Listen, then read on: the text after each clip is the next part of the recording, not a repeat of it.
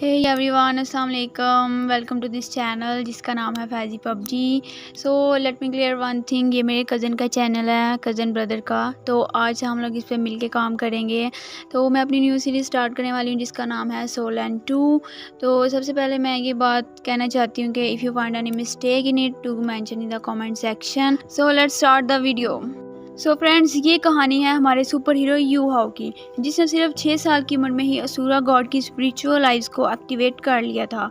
You हाओ बचपन से ही काफ़ी ज़्यादा वीक था क्योंकि उसे लेवल 10 तक पहुंचने में बाकी लोगों से 10 साल ज़्यादा लगे थे। यू हाओ अपनी इस वीकनेस को कल्टीवेशन के रास्ते नहीं आने देना चाहता था क्योंकि वो काफ़ी ज़्यादा हार्ड वर्किंग था और उसकी किस्मत में ही सुपरस्टार बनना लिखा था। यू हाओ ने अपनी पहली स्पिरिट रिंग ही 1 मिलियन और स्पिरिट 20 की हासिल कर ली थी। इस बात को एक्सेप्ट करना थोड़ा डिफिकल्ट है क्योंकि टेंशन को भी शुरू से ही डिवाइन स्पिरिट नहीं मिली थी। यू हाओ ने 6 साल की उम्र में ही कल्टीवेशन के दौरान अपनी स्पिरिट आइज को एक्टिवेट कर लिया था। टेंशन भी गोल्ड रेल्म में यू हाओ को एक चमकते हुए सितारे की तरह देख रहा था। साथ ही साथ उसे अपने डोलू कॉन्टिनेंट की बहुत फिक्र हो रही थी। जीवू टेंशन को परेशान देखकर उसे सवाल करती है कि क्या हुआ, तुम ठीक तो हो? क्या तुम दोबारा से तुम्हें डोलू कॉन्टिनेंट की फिक्र तो नहीं हो रही? टेंशन उदासी के साथ बताता है कि यहाँ स्लेशर रेल्म में एक दिन ही मोटर रेल्म के 1 साल के बराबर है।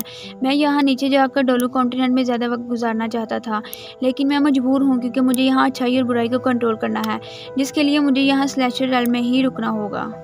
और नीचे की तरफ डोलू कॉन्टिनेंट भी तेज़ी के साथ बदल रहा है। आज से 4000 ईयर्स पहले शिमचंग कॉन्टिनेंट ने भी डोलू कॉन्टिनेंट पर हमला कर दिया था। डोलू कॉन्टिनेंट के पास मेरी टैंकलन की हिडन वेपन मौजूद थी, जिसका इस्तेमाल करके उन लोगों ने खुद को बचा लिया था। पर शिमचंग एम्पायर बाज आने वाला नहीं था, वो हर हाल में जीतना चाहता था। सोल लैंड में 2 कॉन्टिनेंट थे, अब वो डिवाइड होकर 4 एम्पायर्स में बदल गए हैं। दूसरी तरफ मेरा टैंकलन भी 4 साल के उतार चढ़ाव की वजह से अपनी ताकत खो रहा है। मैंने टैंकलन को अपने हाथों से बनाया था, मैं इसे यूं मिटने नहीं देख सकता था। मुझे काफ़ी ज़्यादा तकलीफ दे रहा है ये। जीवू टेंशन से कहती है कि पूरे 10,000 साल गुजर गए, अब इतना बदलाव तो होना ही था। लेकिन तभी अचानक टेंशन को उस उभरते हुए सितारे के बारे में याद आता है, जिसके बारे में वो जीवू को बता भी रहा था। वो कहता है कि आज मैंने एक दिन उभरता हुआ सितारा देखा। मैंने इस लड़के की किस्मत में झांकने की कोशिश की, जहां मैं कुछ ज़्यादा तो नहीं देख पाया, लेकिन मुझे ये ज़रूर मालूम हो गया है कि उसका टैंकलैंड के साथ एक बहुत ही गहरा ताल्लुक है। टेंशन और जीवू की बेटी टैंग वुटन भी वहाँ दरख्त पर बैठकर अपने पेरेंट्स की सारी बातें सुन रही थी, जहाँ वो एक्साइटेड होते हुए कहती है कि वाओ, डोलू कॉन्टिनेंट तो यकीनन बहुत ही ज़्यादा खूबसूरत होगा। इसके बाद सीन शिफ्ट होकर डोलू कॉन्टिनेंट के ड्यूक मैंशन पर आ जाता है, जहां हम यू हाओ को देखते हैं। वो काफ़ी ज़्यादा गुस्से के साथ ड्यूक मैंशन की तरफ जा रहा था। वहां पर मौजूद गार्ड्स उसे देखकर कहते हैं कि तुम यहां पर नहीं आ सकते। इन लोगों की बातों से हमें मालूम होता था कि यू हाओ अपने फादर से बहुत ही ज़्यादा नफरत करता है। इवन कि यू हाओ ने अपना सर नेम चेंज करा के वहाँ से अपने फादर का नेम हटा कर अपनी मदर का नाम लगा लिया था।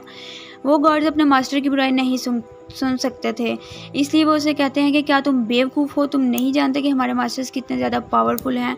दूसरी तरफ यू हाओ अपनी स्पिरिट आइज इस्तेमाल करते हुए वहाँ से निकल गया था, जिसके बारे में गार्ड्स को कुछ भी समझ नहीं आ पाता कि यहाँ पर हुआ क्या।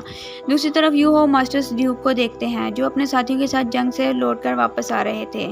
लेकिन अभी अभी यू हाओ दूर से खड़ा उन्हें गुस्से से देख रहा था, लेकिन मास्टर ड्यूक देखने से पहले ही वहाँ से चला गया था। दोस्तों, अब यही सोच रहे होंगे कि यू हाओ अपने फादर से इतनी नफरत क्यों करता है। सो गाइज, मैं आपको बता देना चाहती हूँ कि यू हाओ की मदर असल में नौकरानी थी, जिससे मास्टर ड्यूक को प्यार हुआ था, लेकिन उन्हीं का बेटा यू हाओ है। लेकिन अपने ख़ानदान की इज़्ज़त की वजह से मास्टर ड्यूक भी उनसे शादी नहीं कर पाए थे। इसी वजह से उन्होंने दूसरी शादी कर ली, जहाँ मास्टर ड्यूक ने दोनों को एक ही अच्छे से मेंशन में रखा हुआ था। मास्टर ड्यूक हमेशा से जंग में मसरूफ़ रहते थे। उन्हें कभी पता ही नहीं था कि उनकी सेकंड वाइफ ने यू हाओ की माँ को मेंशन से बाहर निकाल दिया था। वो उसकी माँ को बहुत ही बुरे तरीके से दोनों बीमार पड़ गए थे। इसकी माँ की हालत बहुत ही बुरे तरीके से ख़राब हो चुकी थी। एक दिन वो मरने से पहले यू हाओ को एक वाइट टाइगर डैगर देते हुए कहती है कि ये लो और बाकी की ज़िंदगी खुद जियो। यू हाओ गुस्से के साथ कसम खाता है कि वो बहुत ही ज़्यादा सोल मास्टर पावरफुल बनकर अपनी माँ को इंसाफ दिलाएगा। इसके बाद यू हाओ मुसलसल मेहनत करके अगले 5 साल में ही लेवल 10 तक पहुँच गया था। अब उसे एक स्पिरिट रिंग की ज़रूरत थी, जिसके लिए यू हाओ अकेले ही आगे के सफ़र के लिए जिंगडाओ फॉरेस्ट के लिए निकल चुका था, जहाँ उसे मालूम था कि मुझे कोई ना कोई स्पिरिचुअल बीस्ट मिल जाएगा, जिसे मारकर वो स्पिरिट रिंग हासिल कर लेगा। स्पिरिचुअल बीस्ट की तलाश में उसे जंगल में काफ़ी ज़्यादा गहराई में चला गया। रास्ते में उसे प्यास और भूख लग गई थी, इसलिए वो वहाँ पास ही मौजूद एक झरने के पास चला जाता है, जहाँ पानी पीकर वो कुछ मछलियाँ पकड़ने का सोच रहा था। उन मछलियों को पकड़ने के लिए वो लकड़ी को अपने वाइट टाइगर डैगर से शार्प कर रहा था, जहाँ उसे अपनी मदर की कुछ बातें याद आती है। यू हाओ की माँ ने उसे कहा था कि मास्टर ड्यूक ही तुम्हारे फादर हैं, तुम्हें उनकी इज्जत करनी चाहिए। लेकिन दूसरी तरफ यू हाओ तो उनसे बहुत नफरत करता है। इसी गुस्से और नफरत में हम देखते हैं कि यू हाओ ने अपनी पावर्स एक्टिवेट कर ली थी, जिसकी वजह से हमें मालूम होता है कि आसपास की चीज़ें स्लो हो जाती हैं। यू हाओ ने उन पावर्स का इस्तेमाल करके काफ़ी ज़्यादा मछलियाँ भी पकड़ ली थी। यू हाओ इन मछलियों को ग्रिल करके खाने ही वाला था कि तभी वहाँ पर एक खूबसूरत लड़की टैंगिया आ जाती है, जिसकी आंखों में उन मछलियों के लिए बहुत ही ज़्यादा लालच होता है। वो यू हाओ से कहती है कि उसकी स्मेल तो काफ़ी मज़े की है, क्या तुम मुझे ये बेचोगे? यू हाओ तो उसका चेहरा देखकर ही समझ गया था कि अगर मैंने ये मछली से ना दी तो ये मुझे ज़िंदा ही खा जाएगी। इसलिए यू हाओ मुस्कुराते हुए कहता है कि ये तुम फ्री में ही ले लो। टैंगिया तो भुकड़ू की तरह उस मछली पर झपट गई थी। तभी वहाँ पर अचानक एक दूसरा लड़का मिस्टर बीबी आ जाता है। वो यहाँ पर टैंगिया को देखकर कहता है कि भुक्कड़ लड़की, तुमने देखा नहीं कि अभी तक वो बेचारे ने खाई भी नहीं।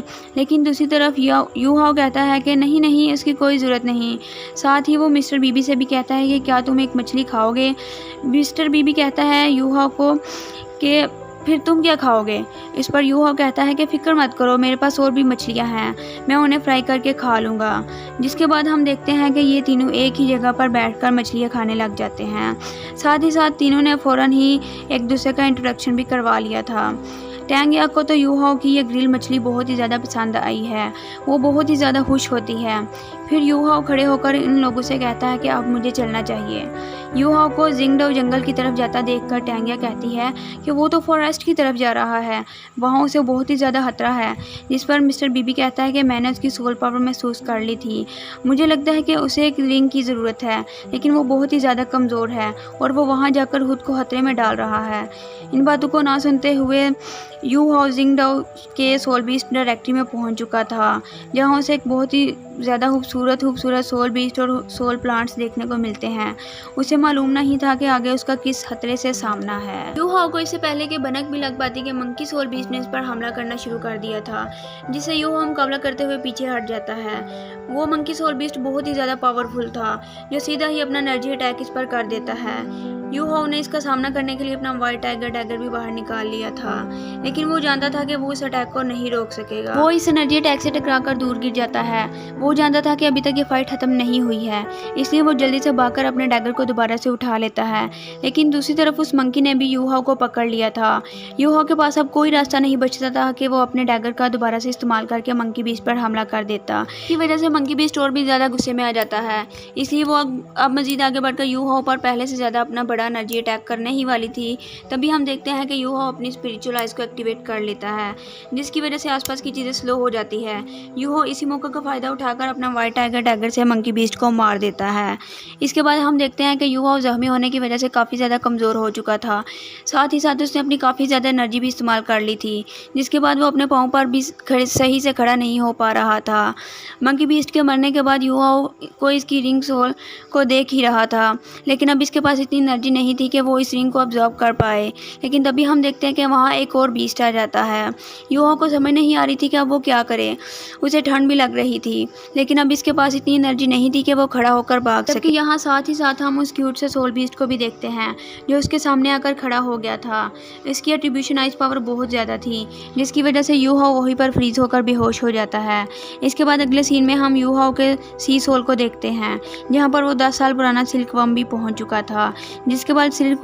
जिसके बाद सिल्कवर्म को बहुत ही ज़्यादा खुशी होती है, जिसका नाम टेनमिंग है। टेनमिंग खुश होकर कहता है कि आखिरकार मुझे एक सोल मास्टर की बॉडी मिल गई है, अगर ये बॉडी मुझे ना मिली होती तो मैं मर जाता। लेकिन तभी अचानक टेनमिंग देखता है कि यू हाओ की बॉडी में पहले से ही भी ज़्यादा एक मिस्टीरियस एनर्जी मौजूद है, जो टेनमिंग के साथ यू हाओ की बॉडी के लिए लड़ रही थी, और वो टेनमिंग को यू हाओ की बॉडी पर कंट्रोल नहीं करने दे रही थी।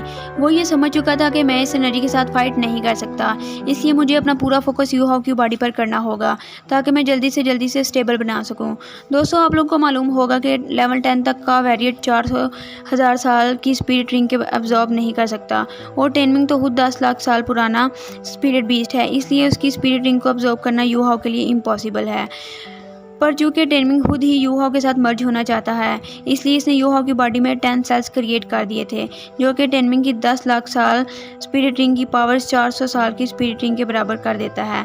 बाकी की पावर उसने लॉक कर दी थी, जिसकी वजह से अब यूहाओ होश में आ चुका था। लेकिन उसे समझ नहीं आ रही थी कि वो किस जगह पर मौजूद है। यहाँ टेनमिंग इसे बताता है कि ये तुम्हारी सोल सी है बेवकूफ़, लेकिन यूहाओ को इस बात पर यकीन नहीं आ रहा था। लेकिन वो हैरान होते हुए कहता है कि तुम कौन हो, जिस पर टेनमिंग से खुद का इंट्रोडक्शन करवाता है।